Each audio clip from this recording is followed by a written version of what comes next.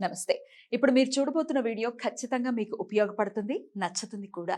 మరి మీకు నచ్చిన విషయం నాకు తెలియాలి అంటే ఈ వీడియోని మీరు లైక్ చేయాలి, షేర్ చేయాలి, అలాగే మన ఛానల్‌ని సబ్స్క్రైబ్ చేయాలి. మీ సపోర్ట్‌ని నాకు అందిస్తారు కదా! ఓకే. ఇప్పుడు వీడియోని స్టార్ట్ చేద్దాం. నమస్తే, వెల్కమ్ టు అవర్ ఛానల్. నేను పద్మిని. ప్రస్తుతంతో పాటు ప్రముఖ ఆధ్యాత్మికవేత్త, ప్రముఖ న్యూమరాలజిస్ట్ లక్ష్మీ నరసింహస్వామి ఉపాసకురాలు శ్రీమతి స్రవంతి గారు మనతో పాటు ఉన్నారు. మాట్లాడదాం. నమస్తే అక్క.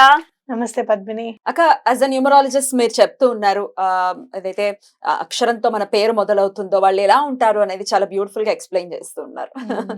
అయితే కమెంట్ సెక్షన్ లో పెట్టండి అని చెప్పాను. ఏ లెటర్ వాళ్ళు ఎక్కువ ఉత్సాహంగా ఉన్నారు తమ గురించి, లేకపోతే తమ పేరు గురించి, కానీ లేకపోతే అసలు ఎట్లాంటి మార్పులు చేసుకోవాలి అనే విషయం తెలుసుకోవాలి అనుకుంటున్నారు, నేను తెలుసుకోవడం కోసం కమెంట్ సెక్షన్ లో పెట్టండి అని చెప్తే ఎన్ అనే అక్షరం కూడా చూసానక్క నేను. ఎన్ గురించి చెప్పండి అని అడుగుతున్నారు. అయితే ఇప్పుడు సర్నేమ్ లో కూడా ఈ క్లారిటీ ఇచ్చేస్తే బెటర్ కదా ముందే. సర్నేమ్ ఒకవేళ వేరే ఏదో ఉంది, సర్నేమ్ ఎంతో స్టార్ట్ అయ్యి అసలు పేరు కేతో స్టార్ట్ అవుతుందంటే ఏది చూసుకోవాలి? మన పేరే ఇంపార్టెంట్ మనకి. ఇప్పుడు ఇంట్లో అందరూ కూడా మన పేరుతోనే పిలుస్తూ ఉంటారు కదా.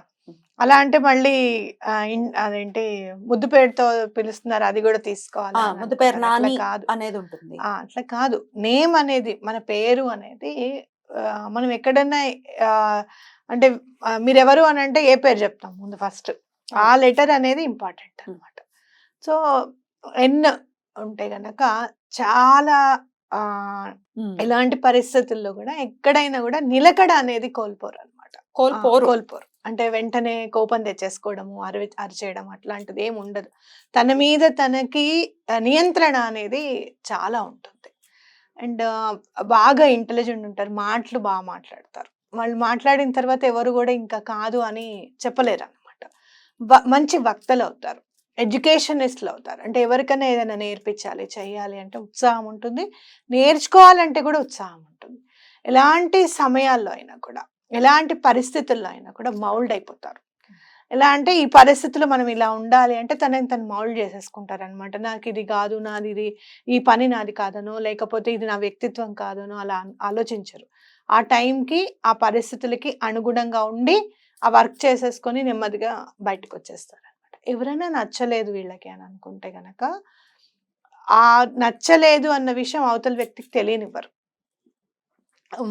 వాళ్ళ వరకే అట్టు పెట్టుకుంటారు అనమాట.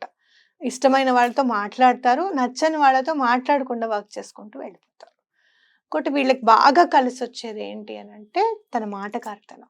ఎంత బాగా మాట్లాడతారు అని అంటే అవతల వాళ్ళని తొందరగా అట్రాక్ట్ చేస్తారు అనమాట. అది ఎందుకు వస్తుంది వీళ్ళకి అని అంటే మెర్క్యూరీ వల్ల వస్తుంది. మెర్క్యూరీ రూల్ చేస్తుంది. 5 అయితే మనం మామూలుగా ఈ అక్షరాలతో పేర్లు పెట్టండి అని అంటాం కదా. అంటే మనకి సాధారణంగా నా అని వస్తుంది కదా. వాళ్ళు అనురాధ నక్షత్రం వల్ల ప్రేరేపితమై ఉంటారు అనమాట. సో అనురాధ నక్షత్రము అనగానే శని భగవానుడు వాళ్ళు ఎట్లా అంటే డిసిప్లైన్డ్ గా ఉండాలని కోరుకుంటారు. వాళ్ళు ఎలా డిసిప్లైన్గా ఉన్నారో అవతల వాళ్ళు కూడా అట్లనే డిసిప్లైన్గా ఉండాలని అనుకుంటారు అనమాట. దానివల్ల ఏమవుతుందంటే ఎక్కువగా ఫ్రెండ్స్ ఉండరు, చాలా లెక్క పెట్టి ఉంటారు ఫ్రెండ్స్, వేళ్ల మీద క్లోజ్గా ఉంటారు. అయితే వీళ్ళు ఏంటంటే వీళ్ళు ఎలా ఉంటారో వాళ్ళు కూడా అలానే ఉండాలి అని చెప్పడంతో అవతల వాళ్ళకి నచ్చదను. అంతే కదా. అందులో డిసిప్లైన్ అంటే కష్టం కదా. డిసిప్లైన్ అంటే జోలికి రా. ఇంకోటి ఏమో వీళ్ళకి ఆధ్యాత్మికంగా కూడా ఎక్కువగా క్వాలిటీస్ ఉంటాయి బికాస్ ఆఫ్ దిస్ సాటర్న్ పేరు వల్ల కూడా. అయితే మెర్క్యూరీ ఏంటంటే దండం పెట్టుకుంటాము, ఎక్కడ ఎంతవరకు దండం పెట్టుకుంటామో అంతవరకే అనేది ఉంటుంది అనమాట.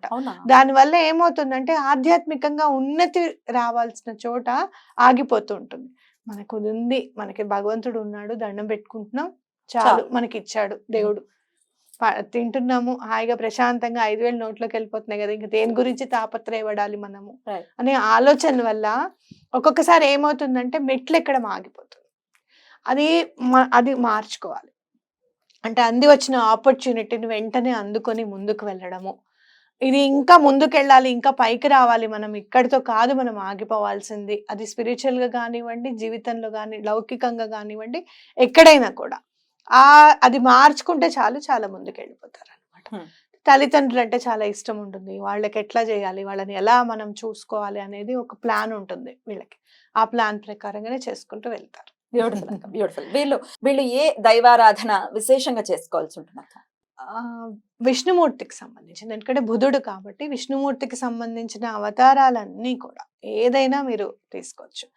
విష్ణు సహస్రనామం పఠిస్తే కూడా చాలా మంచిది వీళ్ళకి. అంటే వీళ్ళు ఏంటంటే ఏదైనా చెయ్యాలి అని అంటే ఇది ఎలా పని చేస్తుంది, ఇది ఎలా మనం పని చేయాలి దీంట్లో అనేది ఒక ఆలోచన ద్వారా వీళ్ళ ప్రాబ్లమ్స్ సాల్వ్ అయిపోతూ ఉంటాయి.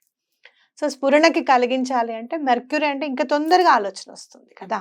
సో అలా తొందరగా ఆలోచన రావాలి, ఇంకా కొంచెం సక్సెస్ అవ్వాలి అలాంటి విషయాలు అన్నప్పుడు చక్కగా విష్ణు సహస్రనామం చదువుకోవడం అనేది చాలా ఇంపార్టెంట్.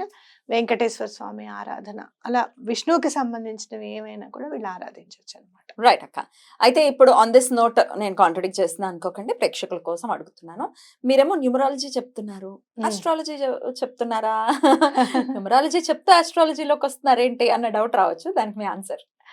అంటే ఒక వ్యక్తిత్వాన్ని, అతని ఆలోచనని, అతని ఎదుగుదలని ఎక్కడి నుంచి మనము అంచనా వేయగలుగుతాము అనేది కరెక్ట్గా ఆలోచించాలన్నమాట. ఎప్పుడు కూడా పేరు అనేసరికి మీకు న్యూమరాలజీ నుంచి వస్తుంది, అలాగే మన నక్షత్రాన్ని బట్టి కూడా మన ఉంటుంది.